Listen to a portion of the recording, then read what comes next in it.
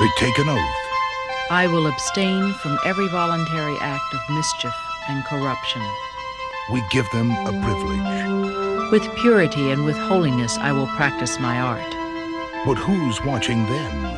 I believe that in North Carolina that physicians are properly screened before licensure. And what happens when doctors abuse that privilege? This is wrong that a doctor can do this, that doctors can practice when they are practicing bad medicine. Bad Medicine. Next is a WRAL TV News documentary.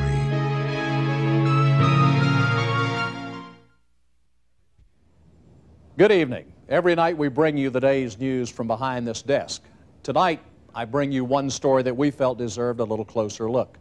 More than 20,000 physicians have licenses to practice medicine in North Carolina. The vast majority of them have never abused that privilege and have never done anything that would warrant disciplinary action against them. But what about doctors who have, doctors in trouble, doctors who practice bad medicine? Well, they sometimes get licenses too. And as Jim Axelrod tells us, that leaves critics of the system wondering whether practicing medicine is a privilege or a right.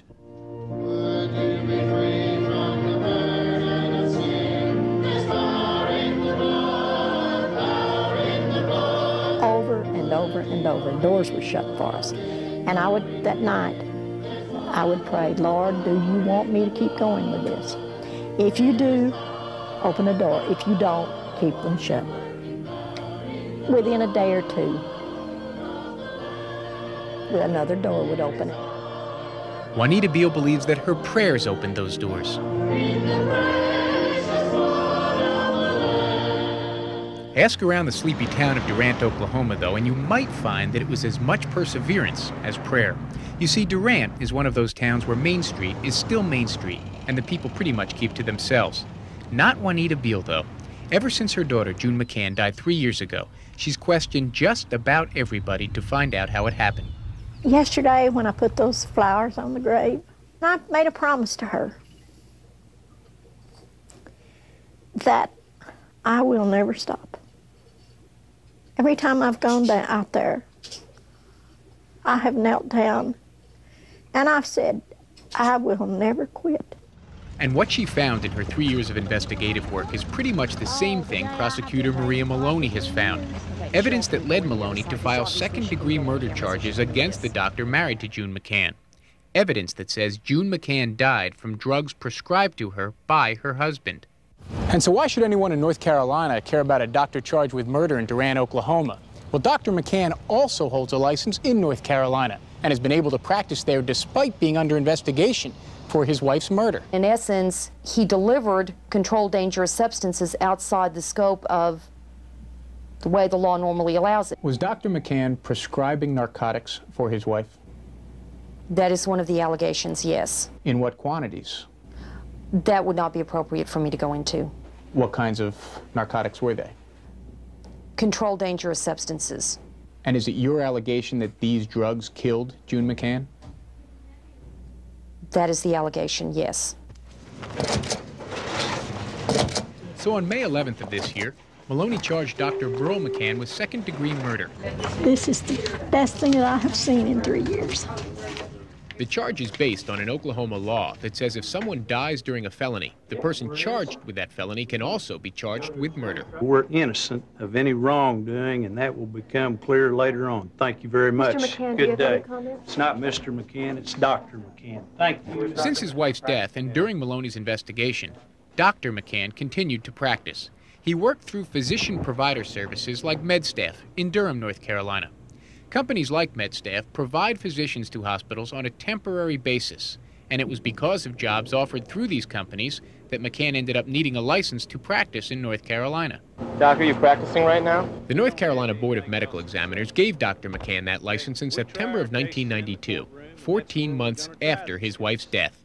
The board checks doctors' qualifications and keeps a file on each one so the public can do its own checking. But when producer Chris Albro went to the board to get the file on Dr. McCann, we were told most of his file is not open to the public. I'm not able to review that file to give you the details of what the board's information was what information was available to the board at the time of his application. Looks like there's a lot of stuff in there, though. It's a little more than a routine application file, yes. I would agree to that. About all the board could tell us was that despite the more than routine file, Dr. McCann's medical license had never been revoked or suspended. The doctor never put on probation. Since the North Carolina Board of Medical Examiners will not discuss their investigation of Dr. McCann, we've conducted our own. And just as the board here would have, we started with the medical licensing agency in Oklahoma.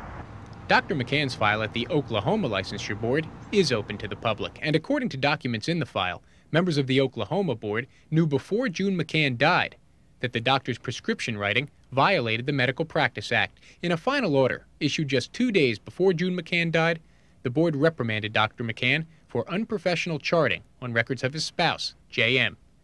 The board's investigation did not sit well with McCann. Also in the file are letters from him to the board's executive officer, which call the board's investigation a witch hunt.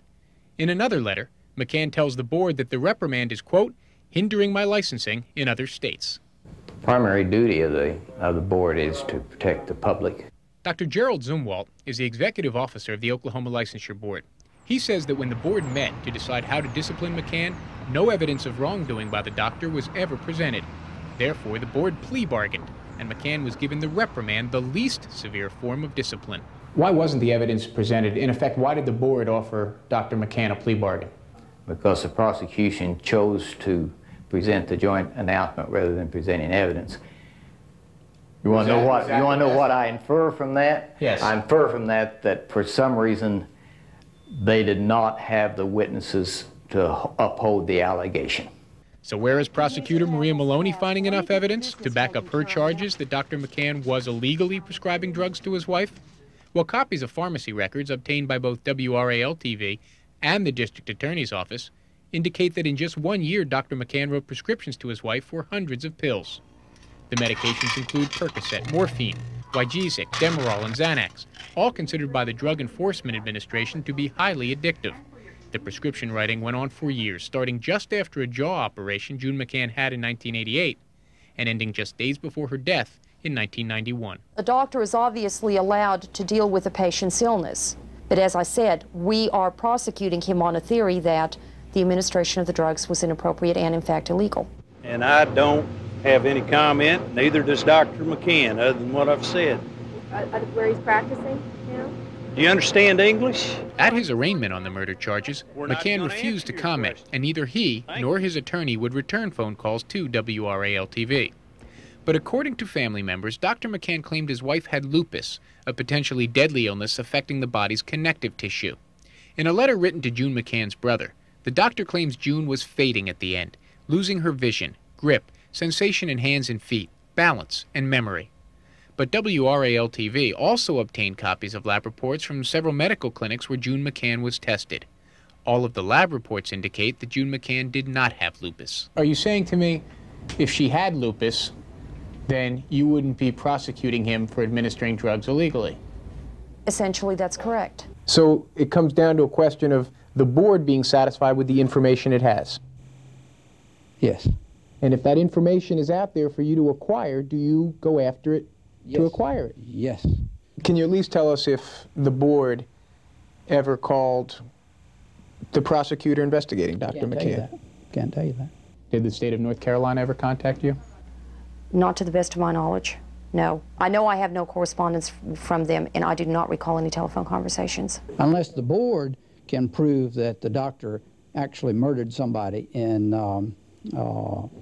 Oklahoma, I don't think that the board can take action on that. I think if the board is going to take disciplinary action, it will have to prove that, yes. And as of June 6th, 3 weeks after prosecutors charged McCann with murder, the North Carolina board still was apparently unsatisfied with what, if any, evidence they have against Dr. McCann. His medical license was still undisciplined. Oh, this is great. And so now that the charges against Dr. McCann have been filed, Juanita Beal has turned her attention to the medical boards. And again, the 66-year-old grandmother of 4 says she will not quit. I think that somebody in North Carolina should take the same stand we're taking and saying, this is not all right. This is wrong, that a doctor can do this, that doctors can practice when they are practicing bad medicine. And I think that Dr. McCann's practicing bad medicine. Deciding which doctors deserve a license to practice is not an easy task. Just ahead in our program, giving doctors a second chance. It is a risk that some are willing to take and a chance that some have made pay off. How often were you injecting drugs? 5, 6, 8, 10 times a day, constantly. He works well with the clients, he works well with the staff, he works well with the families, he works well with the supervisors. There's not any more that I could ask of any physician.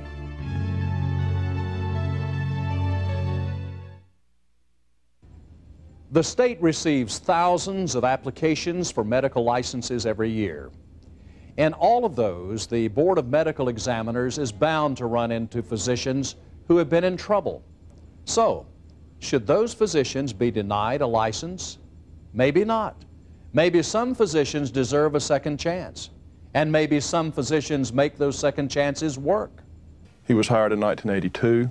I came to Caswell in 1986, and in those years, he has been considered by myself, his supervisor, the co-workers at Caswell, to be an excellent physician.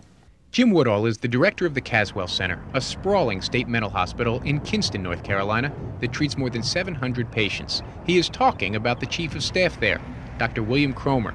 He is talking about this man. I mean, if this is rock bottom, what did rock bottom look like? The only thing of any consequence at that point is obtaining drugs to get through the day and have them for the next day and the next day. There is no other issue. None. How often were you injecting drugs? 5, 6, 8, 10 times a day. Constantly. You're constantly chasing the rainbow, so to speak. Cromer is talking about a part of his life that he would rather forget. How about anyone else have any comments? A part of his life that began and ended before he joined the staff at the Caswell Center. A part of his life that happened thousands of miles away and 14 years ago. There's a point in drug addiction where you no longer make a choice, and it probably occurs the moment you start using intravenous drugs. And from that point on, you don't make the choice anymore. The drugs make the choice. And when did you start using intravenous drugs? I don't recall any specific date, but it was either late '79 or January of 1980. Cromer says his real trouble started when some financial decisions he made during the boom years in Dallas went bust. He was already using drugs, so the step to IV use was clear, a more potent, addictive high. But from there, Cromer says, it all went downhill fast. I began to just use more and more drugs, and it progressed to loss of family, loss of prestige, loss of practice, loss of everything, and loss of my soul, quite frankly.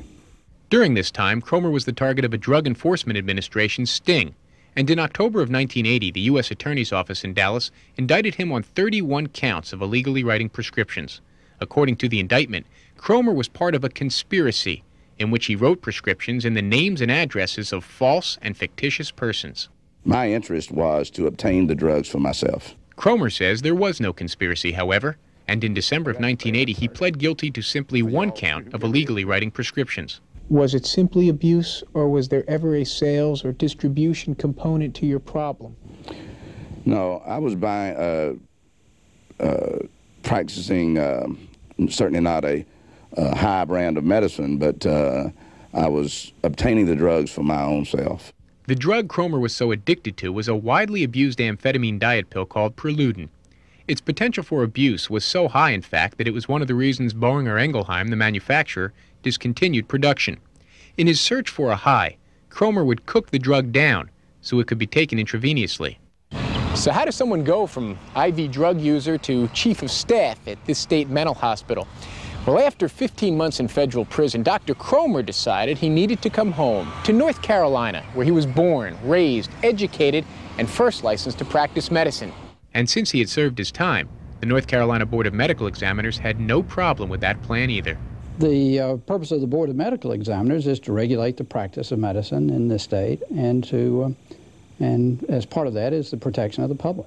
Brian Paris is the Executive Secretary of the North Carolina Board of Medical Examiners. He says that in addition to protecting the public, the board also has responsibilities to the state's doctors. The process that the board goes through to determine whether or not a physician is recovering and is deserving of further consideration has to be based on the individual matters in that case. But the philosophy is, if there's something we can do to help a doctor who's had trouble in the past recover, yes, we're going to do everything possible. But we're going to keep first in our mind the protection of the public. When you get here, were you in rehab programs your first few years in North Carolina? Were you being monitored? Absolutely. I was being monitored by a couple of sources. Both the state investigators were arriving unannounced periodically, and then I was in a federal drug aftercare program, and they would arrive unannounced for urine tests and for counseling. So with Cromer sober and under close scrutiny, the board let him keep his license. It's a rather delicate balance, though. Would you agree? It really is. It really is. So delicate, in fact, that 2 states may not even agree on whether a physician should be allowed to practice. On March 6th of 1981, Texas's medical board revoked Cromer's license. North Carolina let the doctor keep his license, giving him what amounted to a second chance.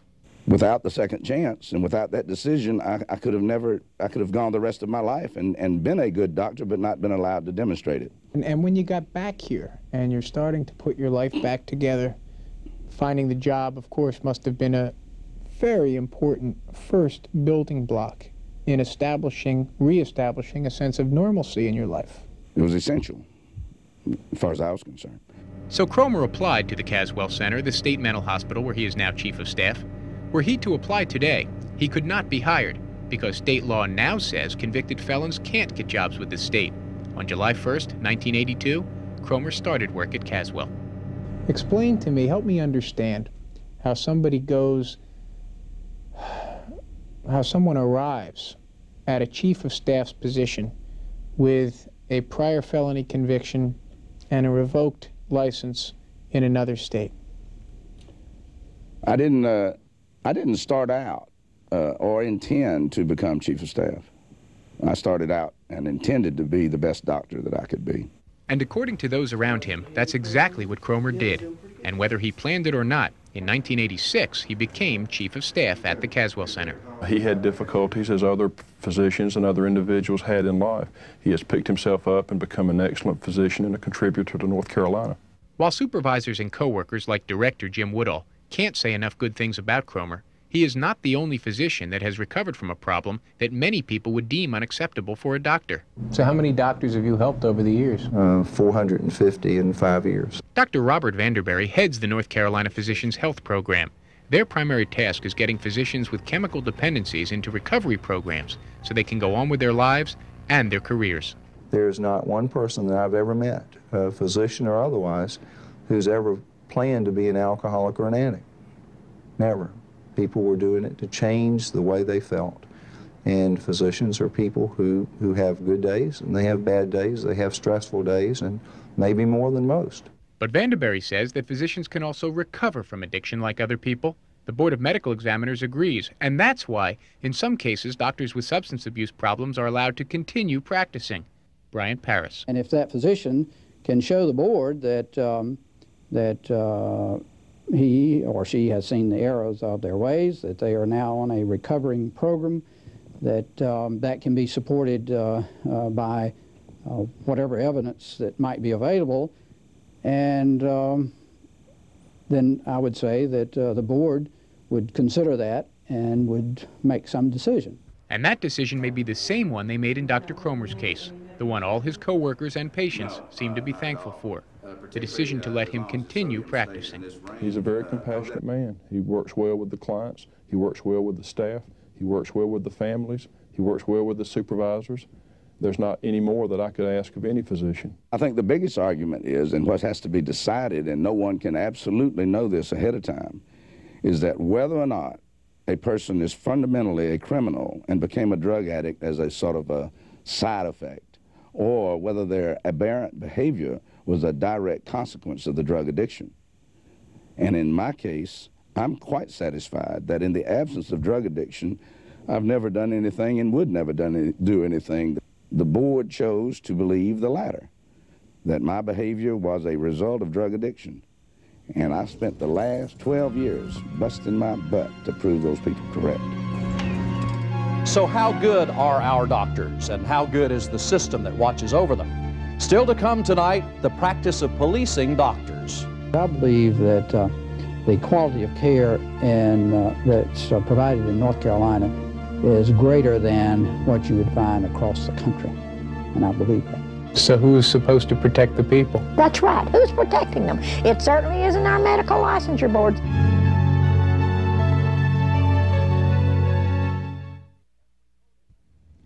As we told you at the beginning of the program, there are more than 20,000 physicians licensed to practice in North Carolina.